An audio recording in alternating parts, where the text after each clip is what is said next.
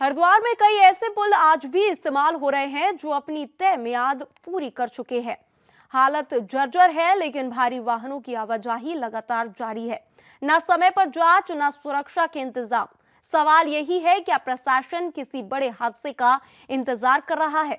सामाजिक कार्यकर्ता संजय चोपड़ा ने खुलासा किया है कि राज्य के बनने के पहले से पुलों की जिम्मेदारी उत्तर प्रदेश सिंचाई विभाग की है, जबकि बाद में बने पुल उत्तराखंड सिंचाई विभाग के अधीन है। वहीं बड़े आयोजनों से पहले इन पुलों की महज रंगाई पुताई कर दी जाती है, लेकिन जमीनी हकीकत बेहद चिंताजनक है।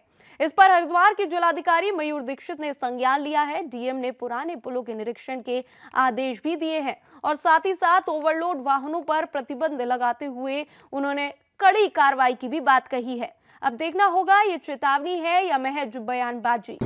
देखिए, मनसा देवी की घटना ने निश्चित रूप से मैं समझता हूँ देश दुनिया को झंझोड़ के रख दिया है और लगातार सरकार प्रयास भी कर रही है। लेकिन अगर आप हरिद्वार में जो पुलों के जो पुराने पुल हैं, उत्तर प्रदेश के ज़माने के, मतलब उत्तराखंड बनने से पहले के जो पुल हैं, जो अंग्रेज़ों के ज़माने के पुल हैं, निश्चित रूप से वो आवागमन के लिए, चार पहिए वाहनों के लिए प्रतिबंधित हैं। अगर आप उसमें जाकर देखेंगे, किसी प्रकार का कोई भी शिलापट नहीं है, किसी प्रकार का कोई बोर्ड नहीं लगा रखा चेतावनी का। ये एक दुर्भाग्यपूर्ण विषय है। दूसरी बात, जो उत्तराखंड बनने के बाद में, चाहे वो 2010 के कुंभ में बना हो, चाहे अर्ध कुंभ में बने हो वो पुल, उनकी भी दयनीय हालत है। उनको भी अगर आप देखेंगे, क्योंकि उनका रख रखाव नहीं है। एक पुताई रंगाई जरूर हो जाती है कि वो जब अर्ध कुंभ मेला आया, पुताई कर ली और पुताई करने के बाद, लेकिन आज रख रखाव नहीं है। विष्णु घाट के पुल को आप देख सकते हैं, उसकी कैसी जर्जर हालत है, उसे उत्तर प्रदेश देख रहा है। हाथी वाले पुल को आप देख सकते हैं, हर की पौड़ी के बिल्कुल नज़दीक है, उसकी क्या हालत हो रखी है। कुशा घाट को जोड़ता है, जबकि कुशा घाट आप देख रहे हैं, कुशा घाट पर प्रतिदिन कितना यात्री आता है अपने पिंडदान करने के लिए, बहुत सारी पूजा पाठ करने के लिए वहाँ पर आता है। तो उस पुल की कंडीशन बहुत ज़्यादा ख़राब है। और अगर आप उससे आगे चलेंगे तो मायापुर का पुल, उसकी कंडीशन खराब है। उससे आगे चलेंगे, सिंहद्वार का पुल, उसकी कंडीशन खराब है। तो मैं कहना चाहता हूँ आपके माध्यम से कि इन पुलों का संज्ञान कब सरकार लेगी, कब इसका कोई कमेटी बनेगी। तो मैं तो कहना चाहता हूँ शासन प्रशासन को, जहाँ एक और मंदिरों पे फोकस है, अब मंदिरों पे एक घटना घटी मनसा देवी, अब आपका मंदिरों पे फोकस है।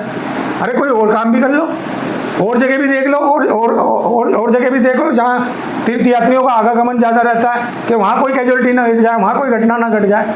तो मैं कहना चाहता हूँ आपके माध्यम से, इन पुलों की शुद्ध तत्काल प्रभाव से प्राथमिकता के आधार पर ली जानी चाहिए और इन पुल के जो पुराने पुल हैं उनका जीवन उद्धार होना चाहिए और जो नए पुल बने हैं उत्तराखंड बनने के बाद में उसका रख रखाव होना चाहिए। जो स्ट्रेंथनिंग और चेक होती रहे, इस क्रम में शासन द्वारा भी समय समय पर निर्देश दिए गए हैं पीडब्ल्यूडी को, सिंचाई को, कि उनके जो भी ब्रिजेस हैं उसकी लाइफ और इसकी स्ट्रेंथ चेक कर लें। आपने जो भी ब्रिज दिखा है उसका साइन बोर्ड देखकर ये बिल्कुल स्पष्ट है कि वो बहुत पुराना ब्रिज है। इसमें यूपी इरिगेशन से भी हम बात करेंगे कि उसको कैसे हम रिपेयर कर सकते हैं, उसकी स्ट्रेंथ बढ़ा सकते हैं।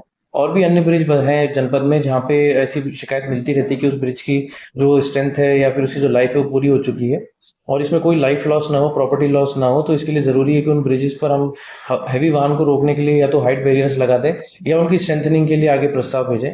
कुछ ब्रिज हमने आइडेंटिफाई किए हैं जिसको हम अभी कुंभ मेले में टेकअप करेंगे और उसको आगे हम भेज भी रहे हैं प्रस्ताव उसकी स्ट्रेंथनिंग के लिए। सबसे पहले देख रहे हैं कि एनक्रोचमेंट हटा दिया जाए, स्पेशली ब्रिजेस पर भी हमने देखा है कि कुछ लोग ठेले दुकानें लगा के बैठ जाते हैं, उसको क्लियर किया जाए और साथ ही भारी वाहनों के लिए केवल सुरक्षित पुलों का ही प्रयोग करें। इसके लिए जैसा मैंने कहा कि हम सभी डिपार्टमेंट्स को, भले वो एनएच के ब्रिजेस हों, पीडब्ल्यूडी के हों, इरिगेशन के हों, उनको सतर्क कर देंगे और साथ ही हैवी वाहनों के लिए जो अनुमान्य ब्रिजेस हैं उसी पर उसको यूज किया